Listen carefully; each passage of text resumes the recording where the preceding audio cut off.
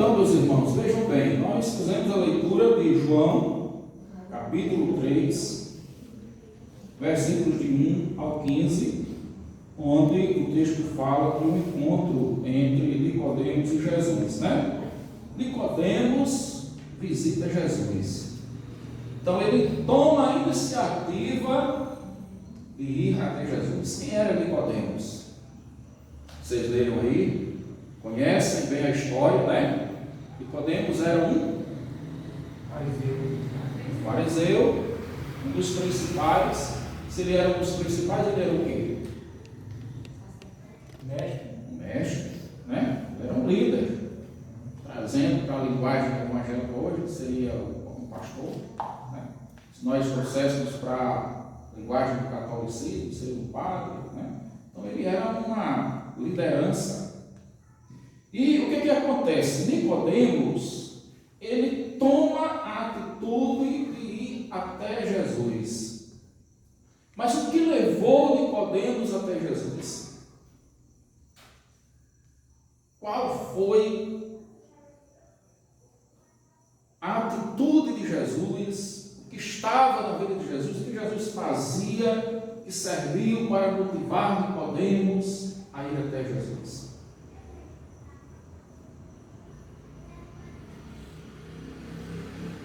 Os milagres que ele fazia,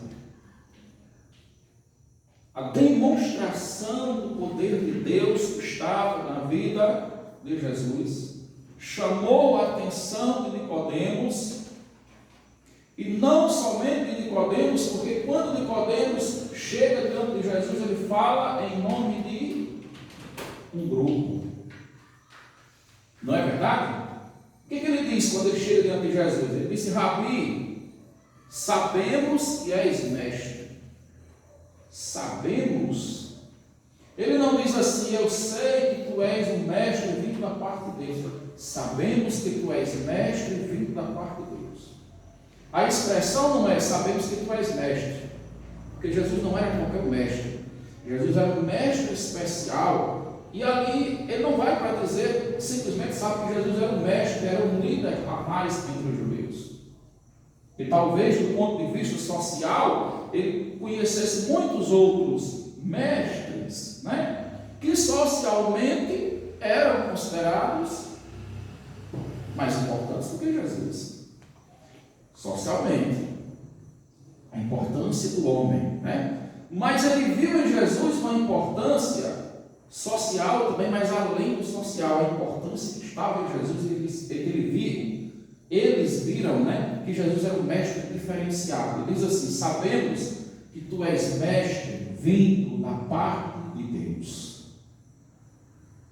Porque ninguém pode fazer, esse ninguém, dizer, nós que sabemos, os mestres que observamos, os mestres que sabemos, os mestres que conhecemos, ninguém faz, ninguém pode fazer os sinais que tu fazes, se Deus não estiver com ele. Qual é a importância, meus irmãos, dessa observação que Nicodemos faz aqui? Você está fazendo uma confissão em nome de um grupo. Esse grupo se refere ao quê? Aos outros principais mestres da lei, às outras lideranças, aos outros religiosos que observavam Jesus. A importância que isso tem para nós é entendermos uma coisa: você e eu, como cristãos, nós somos observados. Aqueles mesmos fariseus que queriam uma oportunidade para denunciar Jesus, para matar Jesus, para prender Jesus, aqueles mesmos homens que trabalhavam para que as pessoas odiassem a Jesus, eles observavam Jesus. E ao observarem Jesus, eles viam que Jesus tinha algo que eles não tinham. Porque ele confessa e diz assim: ninguém pode fazer esses sinais que tu fazes se Deus não estiver com ele. Nicodemos estava dizendo: nós sabemos que o Senhor é vindo da parte de Deus, e nós sabemos que Deus está com o Senhor. Meus irmãos, aqueles que nos observam muitas vezes tentando nos denunciar, nos acusar, nos derrotar, Se nós estivermos na presença do Senhor, se a luz de Deus estiver presente em nós, quanto mais eles nos observarem, mais eles verão a glória de Deus nas nossas vidas. Olha a responsabilidade que nós temos. Porque Jesus, simplesmente com o seu testemunho, com a sua comunhão particular com Deus, o seu modo de obedecer e de viver a vontade de Deus, foi capaz de atrair Nicodemos, tirar Nicodemos lá das sinagogas de Satanás, como Jesus precisa falar, né? De arrancar Nicodemos do meio da incredulidade daqueles homens, de arrancar Nicodemos do meio da revolta e da perseguição que aqueles homens faziam Jesus, e Nicodemos vem atraído, puxado por causa do testemunho do Senhor Jesus. Meus irmãos, a Bíblia diz, Jesus mesmo falou no capítulo 7 do Evangelho de Mateus, que ao ter acendido uma luz em nós, né, nós como a candeia, a igreja como o candeeiro ali, né, nós devemos fazer com que a nossa luz brilhe para os homens. Ele disse que não se pode esconder uma cidade debaixo de uma caixa, né, não se pode esconder uma candeia debaixo do velador de uma caixa, mas se coloca no velador. Se coloca em uma posição onde a sua luz possa brilhar e iluminar a todos. O que estava acontecendo naquele momento? A luz de Jesus estava chegando dentro das sinagogas. A luz de Jesus estava arrastando Nicodemos das trevas e trazendo para um encontro com Ele. O testemunho de vida, meus irmãos, que nós temos, a nossa vida particular com Deus, a nossa vida pessoal com Deus, ela pode afastar as pessoas de Deus, mas ela pode também atrair as pessoas a Deus. Porque aqueles que nos observam muitas vezes com a intenção de nos derrotar, de nos destruir, de nos fazer o mal, mas no ato de observar, a luz de Deus brilha dentro dos olhos deles, ilumina as trevas que estão dentro da sua alma e eles vêm atraídos por essa luz. Então sejamos luz. Façamos o esforço de vivermos a vontade de Deus, de brilharmos, para que as pessoas sejam iluminadas pela luz que está em nós e sejam abençoadas. Então Nicodemos sente um desejo de conhecer Jesus pessoalmente, né? Esse homem que agora ouvia falar de Jesus que fazia milagres, desse Jesus que saía fazendo a obra de Deus, que ia nas aldeias, que ia nas sinagogas, que ia nas regiões periféricas ali daquela população humilde, pobre, que estava ali em algumas casinhas, nas vilas. Esse Jesus que ia no centro da cidade de Jerusalém, esse Jesus que pregava para grandes e pequenos, começou agora a atrair a presença de Nicodemos, e Nicodemos sente um desejo de ouvir Jesus de perto, de falar pessoalmente com ele. Essa, meus irmãos, é uma coisa muito importante para nós como cristãos, né? E se nós vivermos um compromisso sério com Deus, nesse mundo das pessoas que estão tão distanciadas da verdade do Evangelho, o Senhor fará com que a sua luz, o seu brilho, o poder do seu Espírito Santo traga essas pessoas para ver o que tem, verem conosco, né? Conversarem conosco para saber o que tem de diferente em nós, como nós estamos vivendo essa experiência diferente. Então ele queria saber o que havia de diferente em Jesus. Por que ele, como um mestre, um ancião, um homem que tinha muitos anos de ministério ali, ou de magistério dentro do judaísmo, e outros mais velhos até do que ele, outros no mesmo contemporâneos ali, outros chegados depois, mas ele disse: ninguém pode fazer os sinais que tu fazes. Então Jesus tinha algo que eles todos não tinham. E aquele que te observa, ele vai perceber, né? Quanto mais ele observa, se ele não serve a Deus, ele vai perceber que tem algo em você que ele não tem, e à medida que ele percebe, ele vai desejar encontrar esse algo também, e ele virá para saber de você qual é o segredo.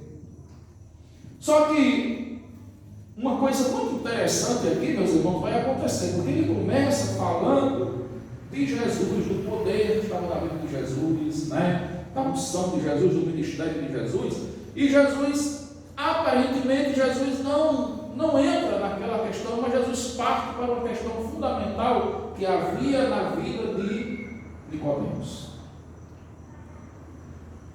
Quando você vê, Jesus ele não responde, olha, eu realmente faço milagres, mas tem todos os profetas que vieram, né? Ou os milagres vão justificar o meu ministério, eu vim para fazer milagres. Não. Era mais importante para Jesus ali falar de si como Salvador do que do seu ministério. Tratar a questão do que dos seus milagres, o ministério dos milagres que ele fazia, mas falar de si para Nicodemos como Salvador, falar da necessidade pessoal que estava dentro de Nicodemos. E aqui eu acredito que Jesus nos traz outra lição importante para nós refletirmos hoje. Mais importante do que os dons que nós temos, os talentos que nós temos, do que as nossas conquistas, do que falarmos sobre nós, é importante tratarmos a questão fundamental da vida do pecador. Ele precisa nascer de novo. Então Jesus, aparentemente, ele não responde aquela pergunta, né? Mas ele entra no diálogo com Nicodemos tratando do que é fundamental. Versículo 3. A isto respondeu Jesus. A isto o quê? Certo? Colocação de Nicodemos. Só que, levemente, parece que Jesus dá uma resposta trazendo para outro assunto. Né? Mas Jesus dá uma resposta a Nicodemos e diz assim: a isto respondeu Jesus: em verdade te digo, se alguém não nascer de novo, não pode ver o reino de Deus. Na verdade, Jesus estava respondendo a Nicodemos. Parecia uma outra resposta, mas Jesus estava dizendo para Nicodemos, deixou nas entrelinhas, e eu acredito que ele entendeu, que o que Jesus estava fazendo, aqueles milagres, aquilo tudo que Deus estava operando na vida de Jesus ali, era uma demonstração do reino de Deus, que Jesus estava vivendo o reino de Deus, Jesus estava pregando o reino de Deus. Ficou subentendido assim: olha, os mestres aí, vocês aí são os mestres, estão na religião, estão pregando, mas vocês não estão vivendo o reino de Deus. Vocês não estão pregando o reino de Deus porque vocês ainda não conheceram o reino de Deus. E isso, meus irmãos, é fundamental para qualquer pessoa. Você já conhece o reino de Deus. Você está vivendo o reino de Deus e você está vivendo apenas uma religião. Hoje, os sociólogos, né, dizem o seguinte, que o importante é você ter uma religião. Qualquer uma. Toda religião leva a Deus. Todos os caminhos levam a Roma, né? Mas será que todas as religiões levam a Deus? Será que é suficiente ter uma religião? Podemos ter uma religião, e uma religião que foi, inclusive, no tempo antigo, instituída por Deus, o judaísmo. Mas agora é uma nova aliança. Agora não era mais um acordo religioso, uma aliança religiosa, mas era uma aliança com o Salvador. Agora não era mais suficiente ter uma religião, nascer numa religião, ser criado numa religião, crescer numa religião, praticar uma religião e chegar a um ponto tão alto nessa religião de se tornar um próprio mestre dentro da religião. Nicodemos viu que ele era mestre da religião. Ele era mestre do judaísmo, ele sabia teorias judaicas, a teologia judaica, a história do judaísmo. Ele conhecia a história dos profetas, ele conhecia a história de Abraão, Isaac, Jacó. Ele conhecia uma teologia velha ou testamentária a respeito de Deus. Ele conhecia uma teologia velha ou testamentária a respeito da vinda do Messias, mas ele não tinha ainda dentro de si certeza de salvação. Ele não tinha certeza de salvação. Ele não tinha vivido ainda a experiência do reino de Deus dentro da sua vida. Quantas pessoas, meus irmãos, são mestres numa religiosidade, né? São mestras, são pessoas que conhecem a religiosidade porque elas nasceram, cresceram, ouvindo, aprendendo e até ensinando. Mas aquilo não passa de religiosidade. Nicodemos sabia saúde religiosidade. Então o que é o Evangelho? Jesus quer nos tirar da religiosidade. A religiosidade, meus irmãos, ela nos leva a negar a fé. A religiosidade, ela nos leva a vivermos uma alienação espiritual, mas o Evangelho é boa notícia, é uma vida nova, um relacionamento novo do crente com Cristo, e Jesus vai em cima disso, e é essa a mesma afirmação de Jesus para todos nós, porque a necessidade de Nicodemos não era somente de Nicodemos, mas era de todos os mestres que ele falou em nome deles, era de todos os judeus aos quais ele pastoreava, e é de todo pecador sobre a face da terra. Necessário vos é nascer de novo, porque ainda a alegria da salvação não está em mim, pastor, porque você não nasceu de novo, porque eu não estou vendo ainda a glória, os benefícios do reino de Deus. Se você não nascer de novo, você vai só ouvir falar do reino de Deus, mas esse reino fora de você, ele não produz na sua vida os efeitos que ele produzirá, né? Se ele for construído dentro de você. Porque a Bíblia diz que o reino de Deus ele é construído dentro de nós. E para que ele seja construído dentro de nós, temos que passar pela conversão. Então Jesus vai mostrar que para Nicodemos encontrar esse reino de Deus que estava na vida de Jesus, para que ele pudesse ser um crente, um cristão que agisse no reino de Deus, né? Tivesse atitudes do reino, ele precisava nascer de novo. A isto respondeu Jesus: em verdade te digo, que se alguém não nascer de novo, não pode ver o reino de Deus. O reino de Deus só pode ser visto depois que ultrapassamos a barreira da conversão. O reino de Deus está do outro lado da montanha da conversão.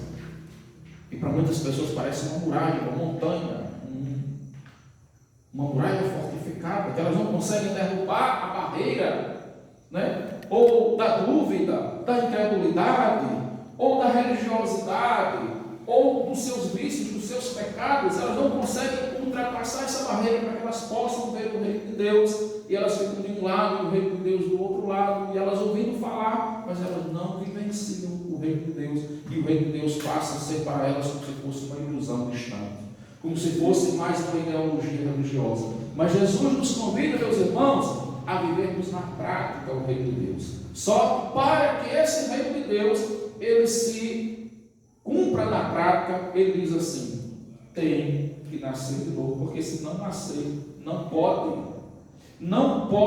ver o reino de Deus. Por isso Nicodemos não estava vendo na sua vida, mas Jesus colocava diante dele ali a oportunidade. O bom é isso, é que quando nós percebemos que o reino de Deus ele é real, mas ele não está em nós percebemos que Jesus nos chama a fazermos parte do reino, nascendo de novo. Nicodemos tem uma atitude muito interessante quando ouve falar do reino de Deus.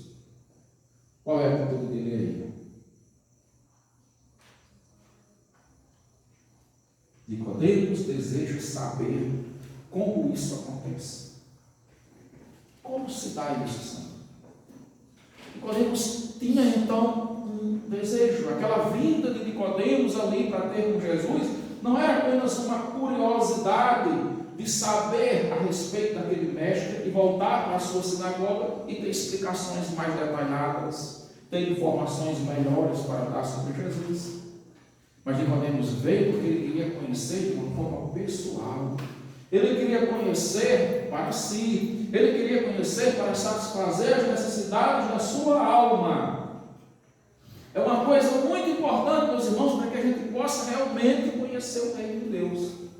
É a gente não querer conhecer sobre Jesus apenas para saber falar sobre ele, mas a gente querer conhecer algo com desejo de vivenciar. Amém? Amém. Então, no versículo 4, perguntou-lhe Nicodemos: como pode um homem nascer sendo velho? Era ele, um homem velho. Mas se é para nascer de novo, se a conversão é novo nascimento, pressupõe-se que o que vai nascer de novo já tinha nascido. Então já é a mudança de um nascimento velho para uma nova vida. Então, nesse sentido, Nicodemos era velho não somente pela idade, mas o velho aqui é o nascimento da carne. Ele é velho, ele não é mais apto para nos deixar em comunhão com Deus. Ao contrário, o salmista disse que em pecado fomos concebidos, em pecado nos concebeu a nossa mãe. Se o homem não tivesse pecado lá no Éden, todos nós nasceríamos em comunhão com Deus. É um nascimento novo sempre. A gente nascia santificado para o Senhor, mas nós nascemos no pecado. E agora esse nascimento da carne, como ele vai dizer Nicodemos, aquele que é nascido da carne é carne. Quem não nasceu de novo, independente da idade, seja velho ou seja jovem, não pode ver o reino de Deus. Todos são chamados a um novo nascimento, independente da sua idade, porque esse nascimento não é um nascimento da carne e do sangue, como João vai dizer lá no capítulo 1, como ele diz aqui de novo, no versículo 6, mas ele é um nascimento do Espírito. Versículo 5, respondeu Jesus: em verdade, te digo, que não nascer da água e do Espírito não pode entrar no reino de Deus. Veja bem, irmãos, essa questão do nascimento do Espírito, a conversão, ela é um nascimento gerado pelo Espírito Santo na vida do pecador. Quando o homem não tem essa experiência promovida pelo Espírito Santo, ele nunca vai entender o reino de Deus. Essa era outra explicação que mostra o porquê que Nicodemos era um mestre e não conhecia as coisas mais elementares do Antigo Testamento. Você é mestre de Israel e não sabe nem isso.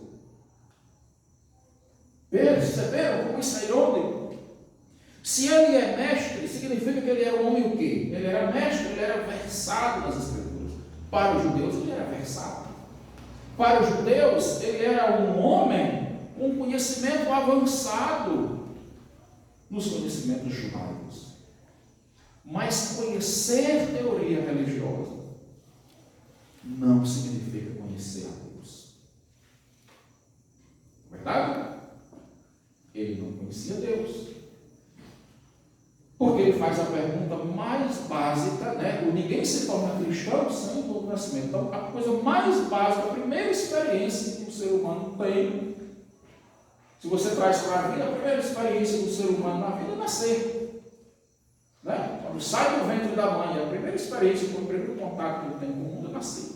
Então, a primeira experiência da vida espiritual é o nascimento da conversão. É a conversão. Ele não conhecia, porque não foi gerado pelo Espírito Santo, não tinha sido até aquele momento essa experiência, que a religião não provou isso, mas ele precisou encontrar-se com Jesus. E aí, meus irmãos, eu digo para vocês, é uma realidade.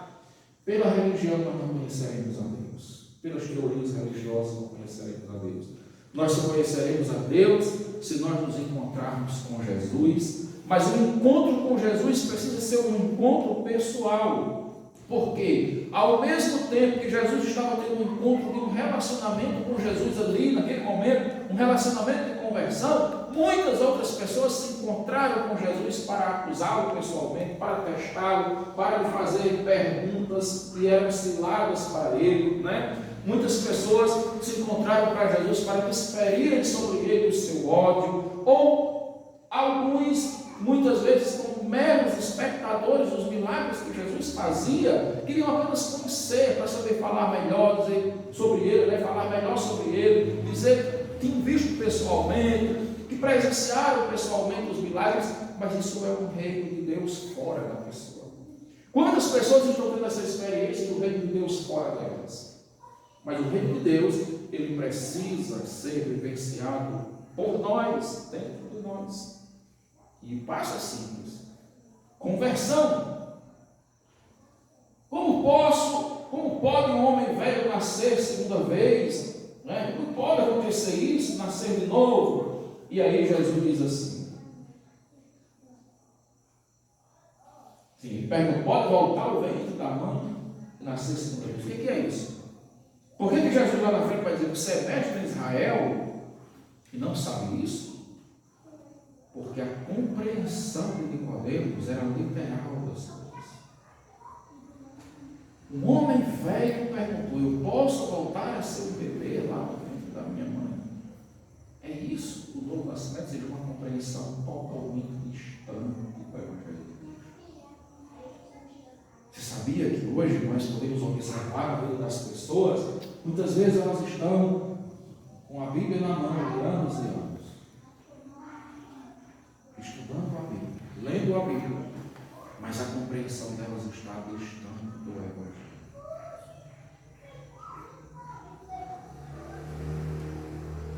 Independente de ser até mestre da palavra. Né? Vamos aqui, versículo 6. O que é nascido da carne é carne, e o que é nascido do Espírito é Espírito. Então, o novo nascimento era o nascimento do Espírito. Não te admires de eu te dizer, importa-nos nascer de novo. Não se admire porque você é um homem que tem anos e anos estudando o Novo Testamento, o Velho Testamento, ensinando o Velho Testamento. Não se admire porque você é um senhor de idade, né? Jesus era bem mais jovem do que ele, e havia um respeito muito grande na cultura dos judeus e em todas as culturas dos mais jovens para os mais velhos. Está passando mais hoje, né? Mas o respeito sempre teve em outros períodos, que deve continuar, né? Mas não se admire, porque é necessário nascer de novo. Não te admires de eu te dizer, importa-nos nascer. E aí Jesus dá uma resposta para ele, mas uma resposta para os outros. Importa a todos vocês, a todos os seres humanos, nascerem de novo. Isso é que é importante. Não é importante a gente ter a Bíblia toda decorada na cabeça, se a gente tiver, e a gente mesmo assim não se arrepender, mas não é possível. Não é importante se eu sou membro da igreja há tantos anos, eu tenho tantos anos de convertido, se não de convertido assim, entre aspas, né? Se não houver uma conversão real, então o importante é nascer de novo. A questão é, nós somos convertidos de verdade, nós nascemos de novo, o Senhor está nas nossas vidas. Se você nasceu de novo, você pode ter aquele momento, o ladrão da cruz, acabou de nascer de novo. Ia morrer, mas morreu vivo para o reino de Deus. Morreu para o mundo duas vezes ali. Morreu para o mundo porque literalmente morreu crucificado.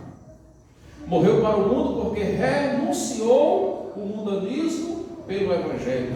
Nasceu para o reino de Deus. Então, um bebê na fé, recém-nascido na fé. Mas Jesus disse, hoje mesmo estarás comigo no paraíso.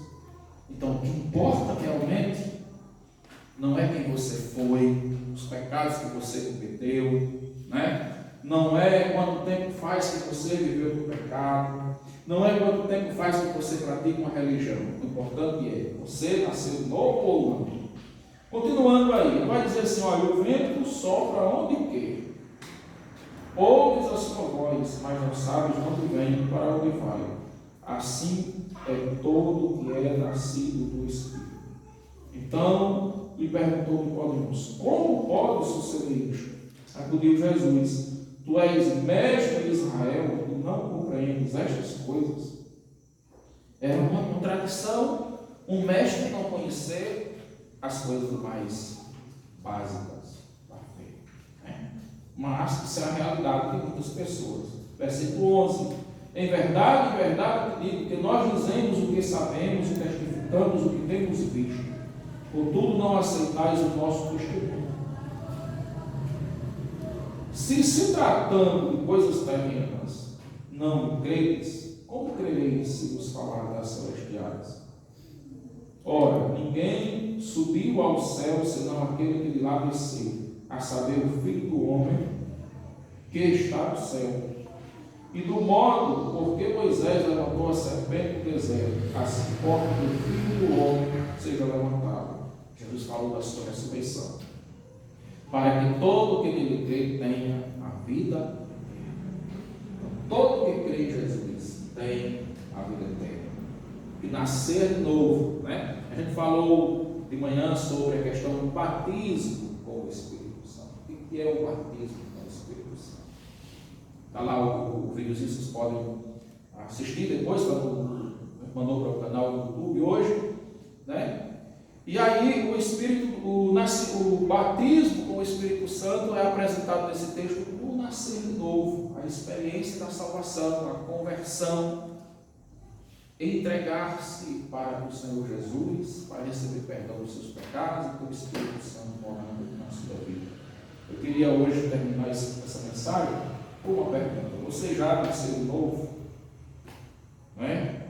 Será que se hoje você tivesse um encontro com Jesus, você está tendo um encontro com Jesus, e ele lhe perguntasse, e na verdade ele está lhe perguntando através da palavra que você ouviu, ele sabe, mas ele perguntasse para a sua reflexão: você já nasceu de novo? Como é que você sentiria?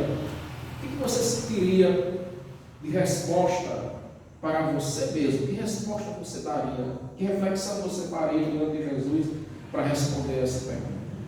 Você se sente um novo, nascido de novo, um homem ou uma mulher, né? Nascido de novo? Houve esse nascimento na sua vida? Se não houve, Jesus está dizendo hoje nessa palavra: necessário vos é nascer de novo. Não esqueça disso.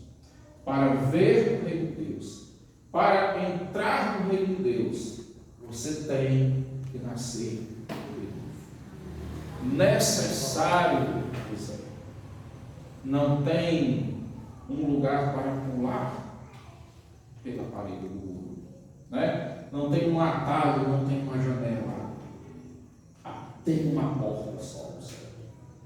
A porta é Jesus. Ou a gente entra por ela, ou a gente não entra lá. Nascer de novo é entrar pela porta, é entrar por Cristo. E ele diz que é necessário para todos. Vos é. Ele não diz só assim: olha, é necessário que é nascer de novo. Você, podemos necessitar nascer de novo. Mas ele diz: necessário vos é. Vocês precisam nascer de novo. Todos. E sem esse nascimento não se pode. O verbo poder aqui é muito importante. Não pode ver o reino. Então, muitas vezes, esse reino de Deus que a gente quer ver em nós, a gente não vê, porque ainda no nosso coração tem barreiras que nós não derrubamos para que esse reino venha dentro de nós. Mas hoje você é desafiado a fazer isso. Faça em nome de Jesus. Bom?